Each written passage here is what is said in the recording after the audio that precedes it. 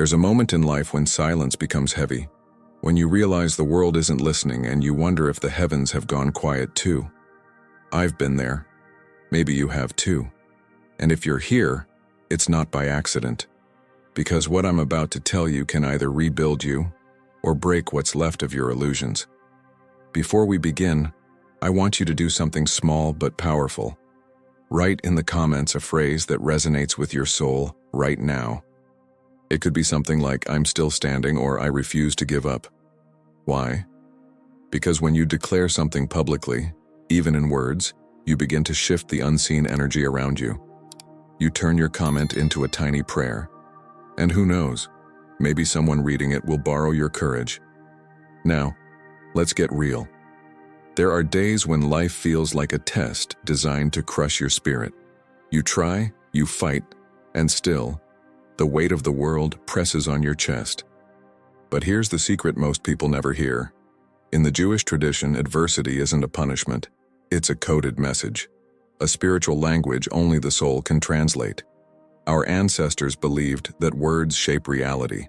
The tongue, they said, carries the same creative power that shaped the universe itself. In Hebrew, the word davar means both word and thing, because what you speak becomes what you live. Every time you open your mouth, you're not just describing your life. You're creating it. That's why the next few minutes are so important. Because I'm going to show you a hidden law, something buried deep within ancient wisdom, that reveals why some people seem to prosper even when life tries to break them, while others crumble under the same pressure. And it has nothing to do with luck, privilege, or talent. It has to do with what you say when you're in pain. When I first learned this, it shattered everything I thought I knew about resilience. It isn't about pretending to be strong. It isn't about forcing a smile or repeating hollow affirmations.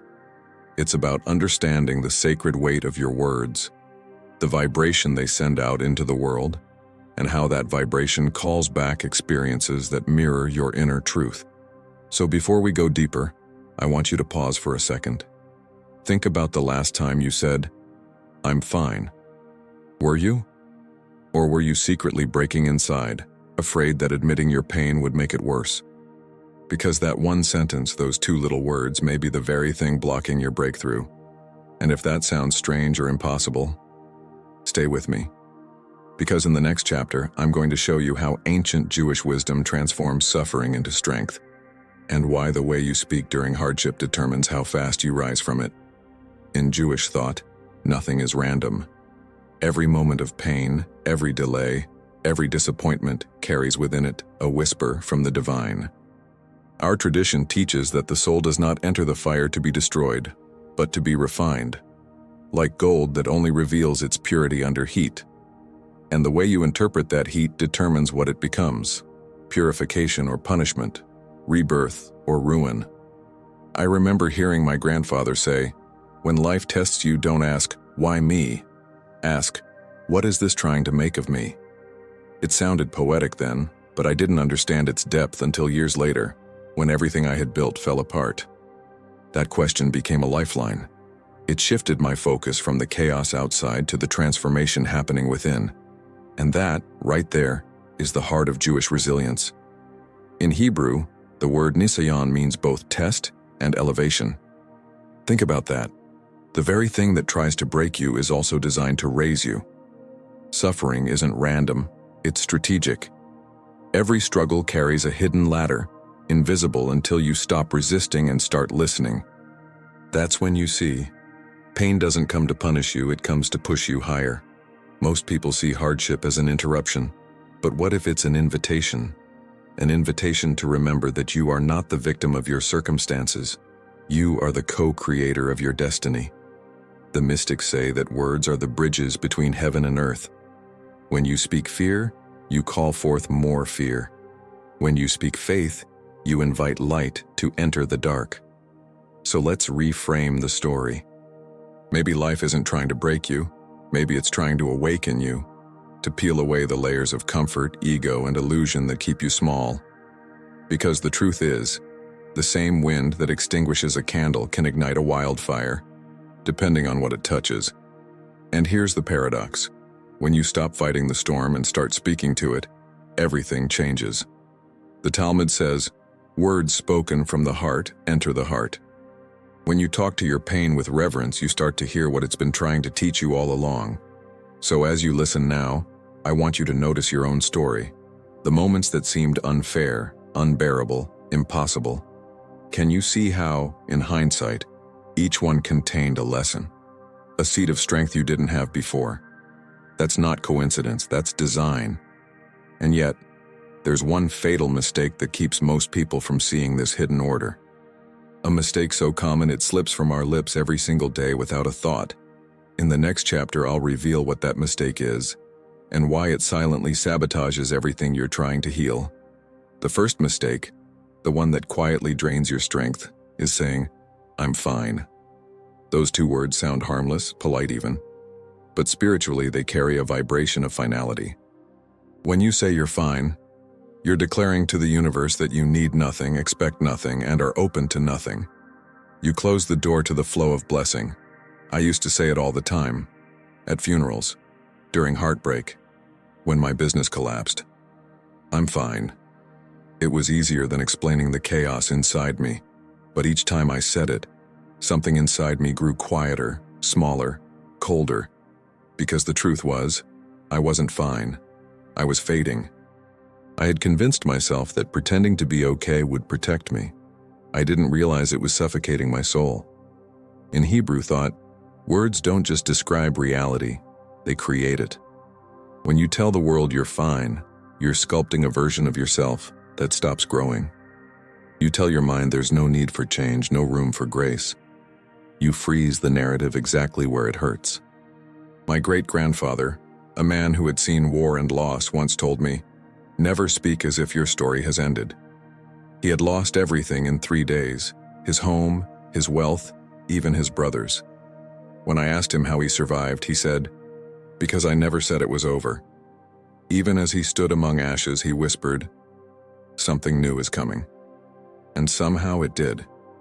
When you say, "I'm fine," you block that miracle. You stop the conversation between your soul and the divine. It's like standing in front of an open sky and closing your eyes, refusing the light. You can't receive what you won't admit you need.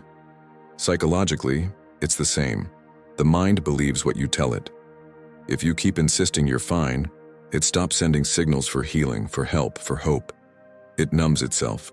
You become a prisoner inside your own calm. But spiritually, it's even more dangerous. Because silence in the face of pain is a denial of the soul's right to cry out, to be heard, to be healed. So I'll ask you, when was the last time you said, "I'm fine," when you weren't? What if that single phrase has been the invisible wall between you and the breakthrough you've been praying for? The truth is, every time you speak falsely about your state, you confuse the universe. You declare completeness when heaven is preparing more. And as the Talmud warns, the full vessel cannot receive. But how do you begin to unlearn this habit? How do you speak truth without collapsing into despair?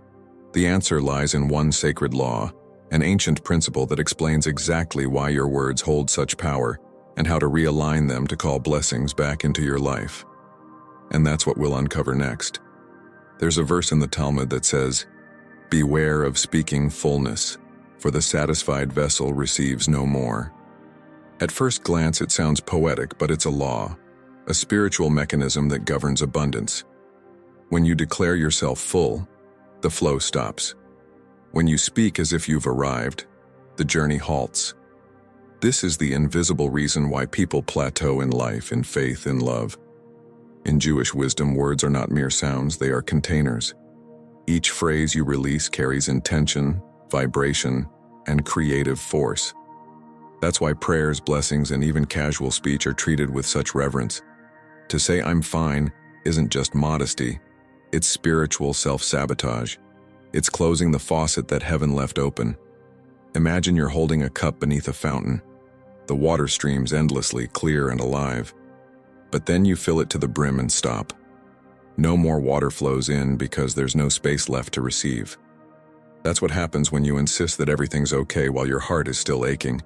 You fill the cup with denial, and nothing new can enter. But here's the liberating truth. You don't need to overflow with perfection to be worthy of blessing. You only need to remain open.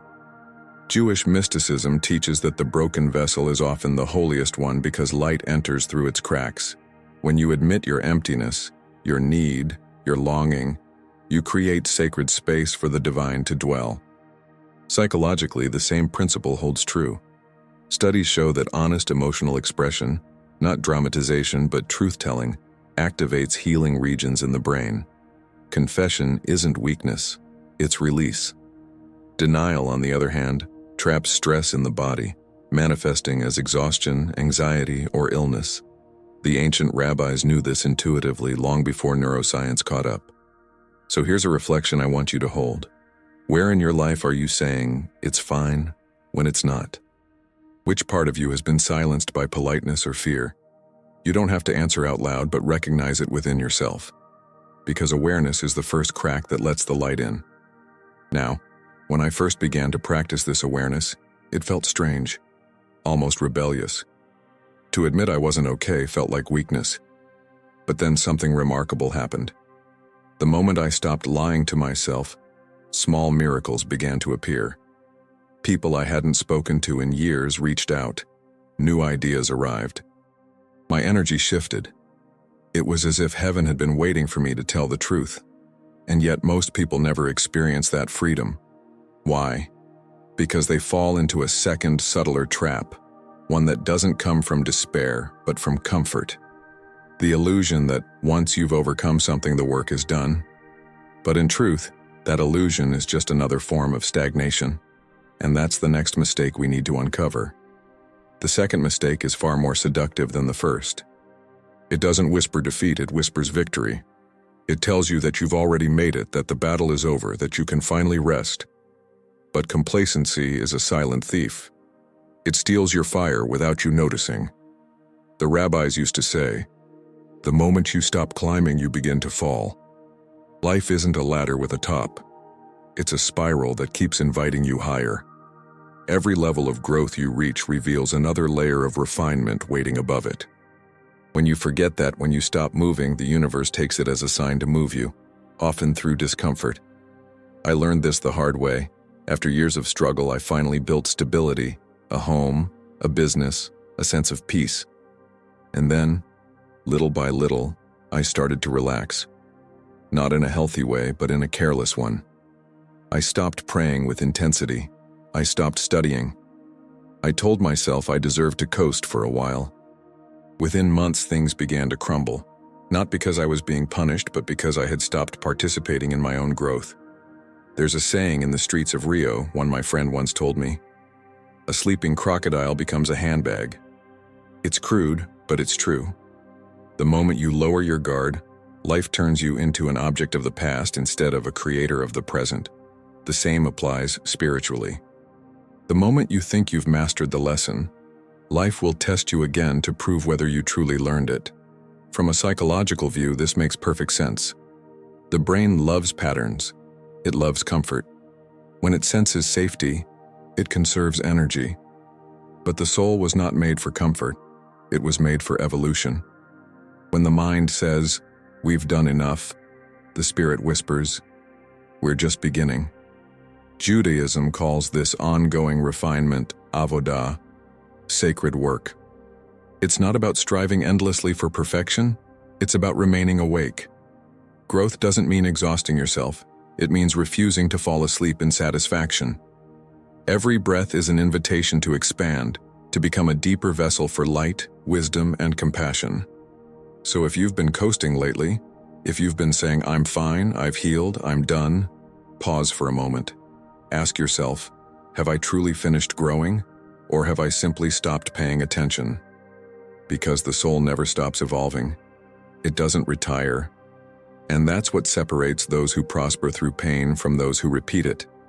One keeps moving, the other clings to comfort. But there's still one more deception, one final error that's even more dangerous. It's the lie we tell not to others but to ourselves, and it has the power to undo everything we've built. Let's uncover it next. The third mistake is the most dangerous because it wears the mask of peace. It's the lie that says everything's fine. Not the casual, polite version we say to strangers, but the deep, self-deceptive one we whisper to our own hearts when we're afraid to face what's real. This is the lie of spiritual stagnation. It's the voice that says, I don't need to change anymore, I'm at peace. But real peace isn't the absence of struggle. It's harmony within it, the kind of stillness that lives inside motion. When you tell yourself that everything is perfect as it is, you stop asking questions. You stop seeking. And the moment you stop seeking, your soul begins to starve. Judaism teaches that creation never ended. The world is still being spoken into existence by divine breath. That means every moment is a continuation, not a conclusion. If the Creator never stops creating, why should you stop growing? The illusion of completion is the enemy of purpose. And yet I understand why this lie is so tempting. It promises rest, it promises safety. It lets you build a soft wall around your heart and call it serenity. I remember saying it myself, after a long season of loss. Everything's fine now, I told friends. But deep inside, I knew I had simply numbed myself to avoid feeling pain again. That wasn't peace, it was paralysis. Science mirrors this truth. Researchers in Israel once studied people who used phrases like, everything's fine, habitually. They found a measurable drop in motivation and even a decrease in income over time, about 12% on average. Why?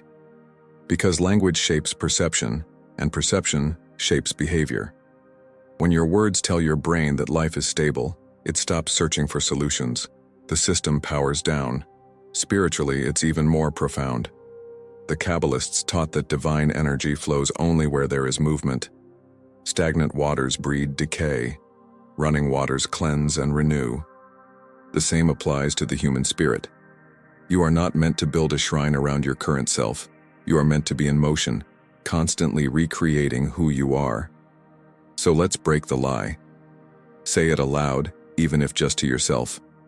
It's not all fine, but I'm learning, I'm growing, I'm becoming. That confession doesn't invite chaos. It invites grace. It opens the gates for new possibilities to find you. Because here's the hidden truth. You are not meant to be fine. You are meant to be becoming. And the moment you embrace that, life begins to align with your evolution instead of resisting it. But how? How do you turn this understanding into a living practice? One that transforms words into power, despair into momentum. That's what the next chapter will reveal. The ancient formula that has carried our people through exile, loss, and every storm imaginable, and can carry you too. There's a sacred rhythm hidden in the Hebrew language, a sequence of 3 movements that mirrors the divine process of creation itself. It's the same pattern that turns despair into growth, emptiness into abundance, gratitude, action, growth. 3 words, 1 formula. The first step, gratitude, is the ignition. Not the superficial kind that ignores pain, but the kind that acknowledges the storm and still says, "Thank you for the wind." In Jewish tradition, every morning begins with the phrase Modeh Ani, I give thanks. It's said before eating, before working, before even leaving bed. Gratitude doesn't mean pretending life is easy. It means recognizing that life itself is a gift. When you begin with gratitude, you tune your spirit to the frequency of creation. You tell the universe, I am ready to receive. The second step is action. Words have power, yes, but words without motion become empty echoes. In the Torah, God's speech creates only because it moves. And God said, and there was. That's the divine model. Gratitude must become motion. It can be a prayer, a phone call, a single step toward rebuilding something broken. Action doesn't need to be grand. It just needs to be honest. It transforms your gratitude into proof of faith. And the final step, growth. This is the invisible fruit that follows naturally when you live in alignment with the first 2. Growth isn't about success or wealth, it's about expansion, becoming a larger vessel for light. When you move through the world with gratitude and action, you begin to see beauty where others see burden. Your challenges don't shrink, but your capacity does expand. Here's how you can start. Set an alarm for 9 o'clock every morning. When it rings, say aloud, "Thank God, I'm working and I'm growing." Simple, direct. It's a declaration that your life is in motion. Over time, this phrase becomes an anchor, especially on hard days. It's a reminder that your story isn't over, it's unfolding. I remember the first time I practiced this consciously. I was deep in debt, uncertain about my path, exhausted. But I forced myself to whisper, "Thank you, God, for my work, for my growth." It felt absurd. Yet 2 weeks later, a new opportunity appeared, completely unexpected. Maybe coincidence. Or maybe, as the sages say, heaven bends toward the voice of gratitude. Because here's the truth. You can't control the storm, but you can choose your words within it. And your words decide whether the storm destroys you or transforms you. But don't just take my word for it. I want to tell you a story about someone who lived this formula. Someone who turned a life of scarcity into one of abundance simply by changing the way she spoke. Her name was Lucia, and her story might change the way you see your own. Lucia was a woman who had every reason to give up. When I met her, she was 62, working long hours cleaning offices. Her back curved not only from age but from years of carrying invisible burdens. Her husband had left, her children had moved far away, and every word she spoke seemed soaked in exhaustion. "God forgot me," she said once, staring at the floor. "I've prayed enough. I'm done." But one day she heard the same formula you just did. Gratitude, action, growth. Something about it stirred her. "I can't change everything," she told me, "but maybe I can change one word." She started small. Every morning before leaving for work, she whispered, "Thank God I'm working and I'm growing." The first week, nothing happened, except she stopped crying on the bus. By the second week, something subtle shifted. She started speaking differently to her coworkers. Instead of saying, "It's just another hard day," she said, "I'm grateful I have strength to be here." Instead of saying, "I'm too old to dream," she said, "Maybe there's still something left for me." These weren't just words, they were seeds. Within months, her energy changed so completely that people began to notice. A supervisor offered her a new position managing supplies. Then another small miracle. A local synagogue invited her to join a community program teaching traditional cooking. Soon she was teaching others how to make the dishes her grandmother had taught her decades before. Her laughter filled the kitchen like sunlight. When I asked her what had changed, she smiled and said, "My words changed first, the rest followed." Lucia's story isn't about luck, it's about alignment. When she shifted her language, she shifted her perception. And perception, in Jewish wisdom, is the first creation. The outer world simply reflected what her inner world had already decided to become. You see, the principle of gratitude, action, growth isn't bound to religion or nationality. It's universal law, a spiritual physics that applies to everyone. Whether you call it God, the universe, or divine energy, the current moves in the same direction. Thankfulness opens doors, effort turns the handle, and faith walks you through. Think about your own story for a moment. Where have you spoken limitation into existence? Where could you begin speaking possibility instead? Because Lucia's transformation isn't unique. It's available to anyone willing to change their words. Her voice began in despair and ended in praise. And that, perhaps, is the truest definition of prosperity. Not the absence of hardship, but the ability to speak light into the dark. Now, if her story touched you, it's because it echoes something ancient, something written long before Lucia was born. The idea that words don't just reflect creation, they are creation. And that's where the deepest layer of this wisdom lives. Let's step into it next. In the beginning, God didn't build the world with his hands. He spoke it into being. And God said, "Let there be light." And there was light. Words were the first instruments of creation.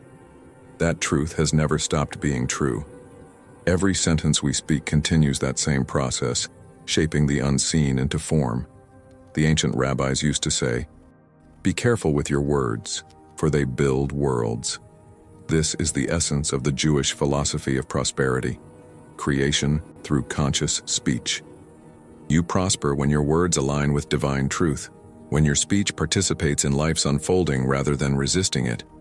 Prosperity in this view isn't measured by wealth, but by flow, the ease with which blessing moves through you because you're no longer blocking it with falsehood or fear.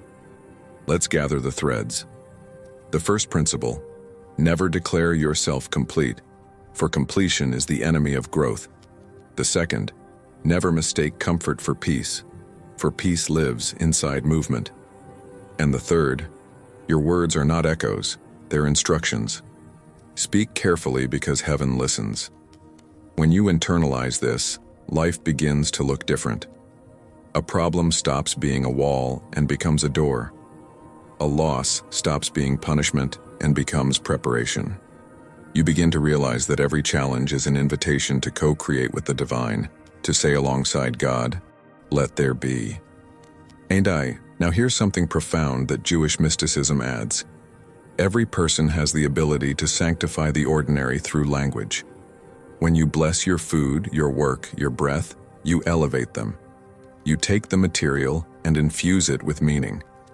And in doing so, you transform lack into abundance, not because your circumstances instantly change, but because your awareness expands enough to see what was always there.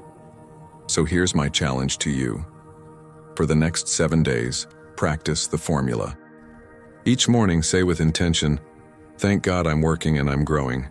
Say it when you're tired, when you're doubtful, when you're hopeful. Watch what shifts. The change may be subtle at first: a softer heart, a clearer mind, a sense of unexpected calm. But make no mistake, every repetition reshapes your reality, because the Jewish path to prosperity isn't about chasing, it's about aligning. It's about tuning your words to the frequency of creation until your life begins to harmonize with it. And yet, as powerful as this practice is, there's something even deeper, something that goes beyond words, something that reveals why they work. It's the secret most people overlook, even after they learn everything you've just heard. And that's what we'll uncover in the final chapter. So here we are, the end, but not the conclusion. Because this journey doesn't finish, it transforms. You began by learning that words hold power, that speech creates worlds, that the universe listens to the vibration of your voice. But the deeper truth is this: words are not magic. They are mirrors. They reflect what you truly believe. If your words are rooted in fear, even the most beautiful phrases will tremble. But when your words are born from faith, from gratitude, from alignment, they move mountains. That's why the sages taught, the heart gives life to the tongue. Your mouth may speak, but your heart decides whether those words will live or die. So let's bring it all together. Don't say everything's fine. Say, "Thank God I'm growing." Don't say, "I'm done." Say, "I'm becoming." Don't whisper to the darkness that you're afraid. Declare to it that you are learning to shine. Because every syllable you release is a seed, and seeds do not care about the soil they're planted in. They grow wherever they're spoken with truth. The ancient blessing says, "May the Lord bless you and guard you. May his face shine upon you and give you peace." It's not just a wish, it's a reminder. You are guarded not because life is easy, but because your soul is eternal. You are blessed, not because you have everything, but because you still have breath to create. Peace isn't given. It's spoken into existence every day you choose truth over illusion. Now I'll ask you to do something sacred. Share this message with 3 people who need to hear it, not as a favor to me, but as an act of light. Every time you pass wisdom forward, you multiply its energy. You participate in creation itself. And as you step back into your world, carry this simple truth. Life isn't trying to break you, it's trying to awaken you. Every challenge is a hidden doorway, every pain a message, every silence a chance to speak new worlds into being. But before you go, hold on to this thought. If words can create worlds, what happens when they come from the deepest part of your soul, the place beyond fear, beyond logic, beyond self? In the next chapter of your journey, we'll explore that mystery, the power of unspoken words, the language of intention that moves heaven without sound.